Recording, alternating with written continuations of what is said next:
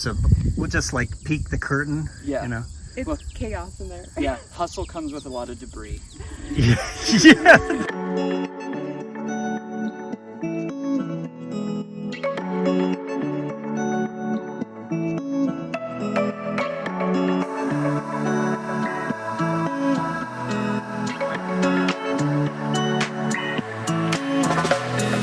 Hey y'all, Jen and Adam here from PepperHarrow Farm. We're gonna give you a post-tornado look at where our farm is today.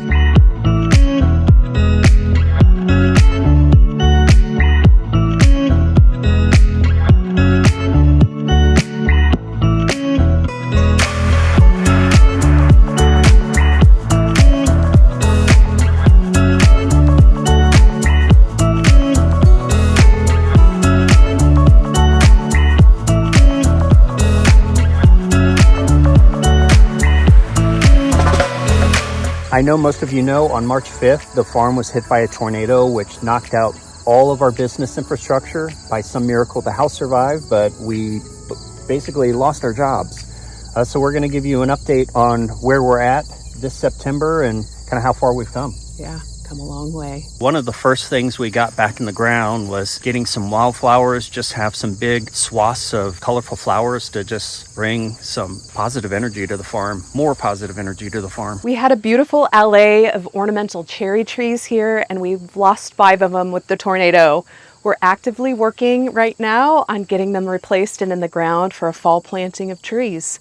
So hopefully more to come on this. We're going to see in the next couple weeks here if we can get these trees replaced. But now is a fantastic time to get these trees planted. If we had planted these in the spring, they would have just been stressed all year. So getting them in the fall, they get all those fall rains, get to be dormant for the winter, and then wake up and be a lot stronger in the spring. And here's our last little succession of zinnias. This will be our last blooming flowers of the year. This is kind of an experiment on how late we can get blooms. We've had times where we just haven't had frost until late October. And if we have one of those years, we'll have flowers. One of the things that's important to Jen and I is our Chester Copperpot Celosia. And luckily we hadn't started any seed yet and started a little bit later in the year. We have produced quite a few heads for seed off of it, so we will have that for sale later in the year. Yeah, we have to talk about the caution tape. Yeah. There's caution tape surrounding it because we have been holding U-cut events on the weekends and people were cutting it. So we had to put up some caution tape just to show, you know, hey, this stuff is off limits. Yeah, this is a research bed, not a cutting bed. We're saving it for seed so we can share it with y'all after the first of the year. One of the important infrastructure things that we lost were our original greenhouses. And that was super lame because we had put a lot of hard work into those. But here is our new greenhouse, and it's actually bigger than our old one. It didn't feel as big though, and it was trying to estimate how big this space was versus the old space. And we actually ran out of room. I was planting up my dahlias in here and realized like, oh yeah, it's not as big as I thought it would be. I thought it was going to be way bigger. And only so many of my dahlias were able to fit in there. So we've planted some of our dahlia cuttings out and around the farm, which we'll show you. Mm-hmm. And if you remember in the spring, I don't know if I did a video with Rob in it. I'll have to go back and look. But my brother Rob helped me put this up. So he came out a few weeks after the tornado and helped me get this erected. So it's with his help that we're able to actually utilize this. I'll get the end walls on going into winter here, but they don't need to be on right now, obviously, because we want that airflow. We want just a little bit of extra heat going to these dahlias. And we were basically, how we viewed it was get the bare minimum possible done that we need to get done to be able to survive. Yeah. And y'all, with Jen saying that, here is a tip, a farmer tip. One of the biggest tips that I utilize here on the farm, that is how to do things. So when I'm looking for ideas on how to do things, I am looking for the easiest, simplest, laziest way I could possibly do it. And it turns out that's usually the best way. Good enough is a motto too. You might have a lot of weeds, but getting it good enough so your plants are healthy, good enough is good enough. So here we are. This is my dahlia cutting high tunnel. Looks like there is a giant wasp nest at the top that I'm just seeing. Holy cow. Ooh. That's a little bit freaky. We'll show you that. Yeah. But this is my specialty dahlias. You heard me say, cuttings. There is Bloomquist Blush in here. KA's varieties are in here. All the Palvinton varieties are in here. Some of my UK varieties are in here. And Netherton varieties are in here as well. So a really great experiment. They went in July, so a little bit late, but they're looking fantastic. One more thing in this greenhouse, y'all. It wouldn't be a brand new, freshly installed greenhouse without some sort of accident happening. I slid in the sand. It wasn't my fault. I was on the tractor and it slid in the sand on the outside. I wasn't even going that fast, but it slid, and yeah, I told Adam I would fix it. He doesn't believe me. How? It's But true. I don't have the luckily, skills. it is fixable. They have really nice sticky greenhouse tape. I will tape that back together, and I can actually, I think, order a replacement piece to just replace that piece that came apart. I'm sorry, hon. A lot of you may know already, but we lost one of our lavender fields. It was 4 years old and extremely woody, and when the tornado came through, it broke their crowns, and then it snowed and rained heavily after the tornado and literally rotted them from the ground out, from the inside out. We had to do some replanting, obviously, making lemonade out of these lemons. We took the opportunity to, it is still in the beginning stages, still a lot of work and constant maintenance to get it looking good again, but we doubled the width of the rows. So before we had it planted for production. This time we opened up the rows more, and I planted bluegrass in between so we can have picnics in the lavender. So this would be a great opportunity to use it for production, as well as have people enjoy it and sit in the beautiful blooms while they're blooming. I can't wait to see it. It's going to be absolutely gorgeous. This is where I put my other dahlia cuttings after we ran out of room in the tunnel. They're open field planted. They're going a little bit more slow, growing a little bit more slow, but they're looking fantastic. So it was nice to find and adjust and find a little spot to plant them. Our beautiful red barn. Oh, our beautiful red barn that was here. It was an old 1901, kind of been Frankenstein together throughout the years. There was like old signs from old shops in town that were holding it together. It was a really cool barn, and we actually got tons and tons of use out of it. One of the things we haven't been able to address is what we're going to build here. I kind of want to build like an open air pavilion, but Jen has dreams of actually having a barn. A big event barn, we'll see. Either way, we need to find a place to be able to do our lavender distillation. We held it together this year, and we actually distilled lavender in our driveway.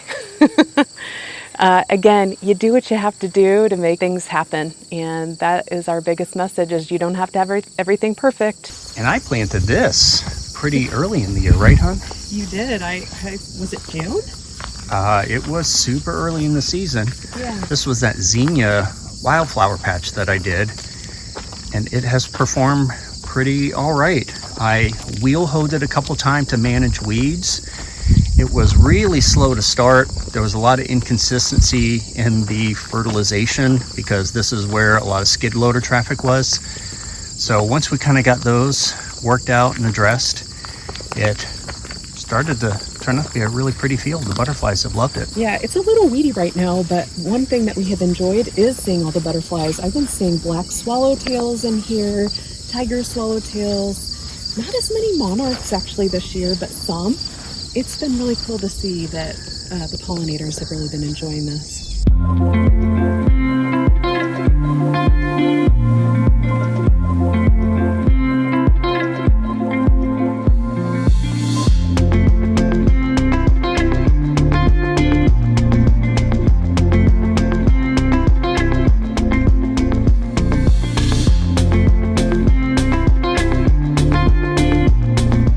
Here is our new little cottage garden. It's looking, as the lavender gets bigger, the rocks look less terrible. They looked pretty bad in the beginning, but now they're starting to grow on me as the plants get bigger and bigger, and we actually have some of our lavender that's starting to bloom in here. It's really cool.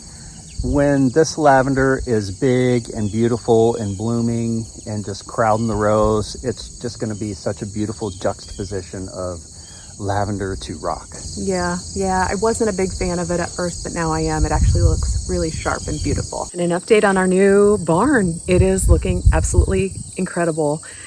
And we're getting ready to paint it. Yes, we made the decision. We're going to paint it white.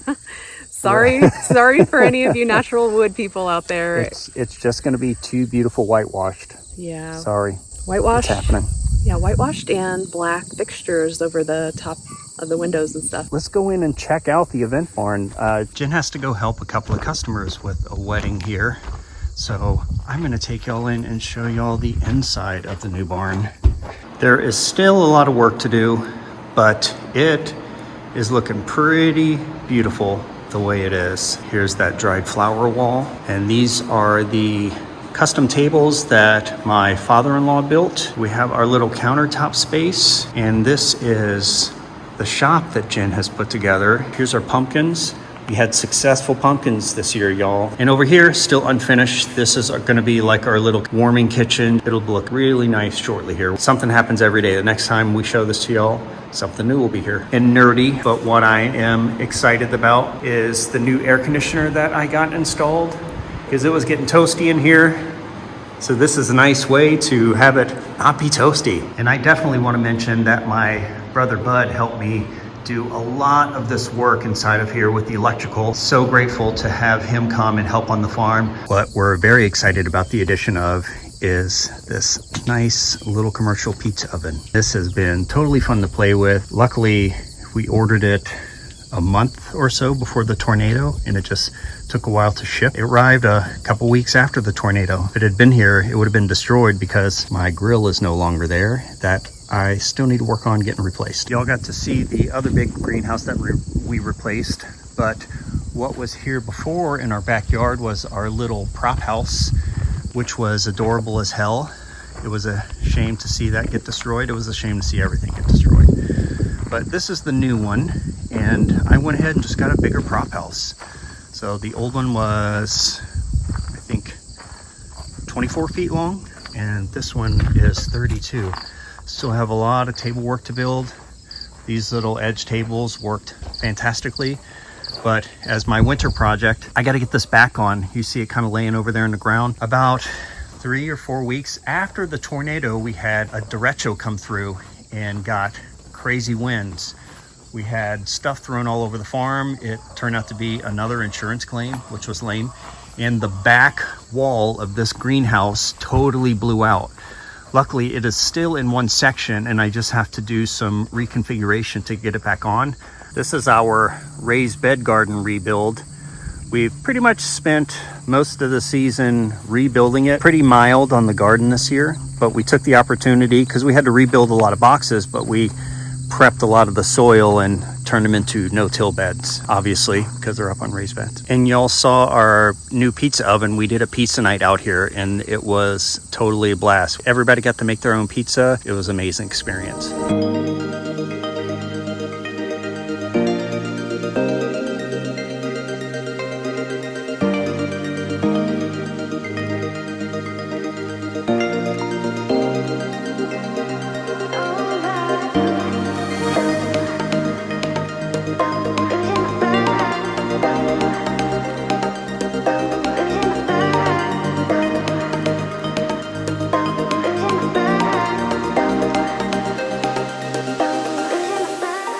This is my fall succession that I planted, I don't know, on or around July 20th. You can see there's millet, celosia, gomphrena, and even some amaranth and marigolds are down at the bottom. There's actually a black swallowtail on the marigold down there. That was cool. The team already harvested out all the dahlias, but this is some of the annuals that they've collected so far. We're really off to a good start. We have probably, another hour left of harvesting, and then we'll head in to start making bouquets. A big part of getting us through the season, this crazy-ass season, was Hannah and Austin. Woo, woo. We're like, what's the hand? Woo, woo. So Hannah, the craziest farming year ever. Craziest farming year ever. Yeah, still good though. Still good. Still got flowers. What was your big takeaway, seeing this place recover from the tornado? Ooh, a lot of work.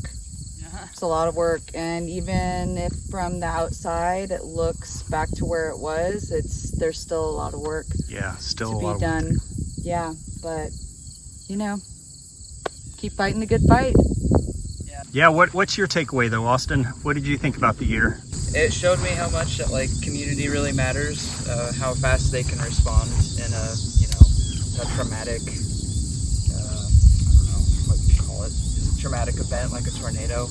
It really makes people come together, and I don't think you could operate and get this back going in a couple months worth of time without all of that. So It is solely because of that community, yeah. yeah. Absolutely. But yeah, it also taught me a lot of how to deal with over 98-degree temperatures. It's been a toasty, dry summer, so that's been fun to deal with. But Yeah. the flowers always pull through. They always make people smile, and it's proof in the pudding when people are shocked at market that we are able to just be there and doing what we're doing. And Yeah. Austin's actually our #1 organizer. He just organized all of our shelves the other day. It's a total disaster in our little shop area. Y'all aren't allowed to see it. Well, you saw it during the flower crown video. There you go. We give an occasional glimpse of, we'll just like peek the curtain, Yeah. It's chaos in there. Yeah, hustle comes with a lot of debris. Luckily, thanks to these guys and you, actually, Adam, we've had an opportunity to get some of that picked up. Yeah. It is Yeah. a total disaster. It feels good. It's like a breath of fresh air you didn't know you needed. Yeah, and it's September, and we've all been feeling this month, Jen calls it nesting. Just like getting things done that we, like getting the air conditioner done, finally getting some cleanup happening. It feels really good. I think I finally mopped my kitchen floors for the first time in months. Felt like a real win. Yeah. Yeah. Went in there to fill my water, and it's like, this is like a whole new kitchen. Yeah. In here, what? Holy crap. It was a disaster, literally after the disaster, and it just took months to be able to get our inside of our home taken care of because we were so focused on the outside. I know. Another reality. We need a cleaning person. Yeah. It'd be awesome. Y'all, and hopefully that's a pretty good update of how we're doing, how the farm's doing, where we kind of stand here in September. We're feeling very good about where we are with our flower farm and being able to conduct business. And we really have our community to thank for that. And you heard a little bit more about that, but our community really came around us and helped us get to be where we are today. And one of our givebacks actually is that we're doing Evening Under the Stars. Evening Under the Stars for Madison County Conservation. I think it's funny though, people who come out to visit us for U-Cut events and stuff like this, I think they think it's a compliment. They're like, I thought it would be more wrecked out here. We're back on our feet. Things are looking way better. We're kind of dreading fall though, where all the leaves are going to fall off the trees and we'll see some of this damage again. Yeah, but that'll be a good opportunity to see what we need to address and still clean up. And really, it's a lot of forest work right now. If y'all like today's video, please like and subscribe. And as always, thanks for joining and happy growing. We just harvested out our first load of pumpkins from the pumpkin patch. And I have to say one thing before we show y'all what it looks like. This pumpkin patch is bringing me so much joy this year. It is the one thing that I'm like, I feel so great. It is so fun. So like, honestly, it's one of those things that we have made lemonade out of lemons. We lost our greenhouse that was here with the tornado that we had on March 5th, but an unintended consequences of this is that we put this huge pumpkin patch in place and it is amazing. So let's share our loot. Yeah, back it up. Let people see those pumpkins. There we go.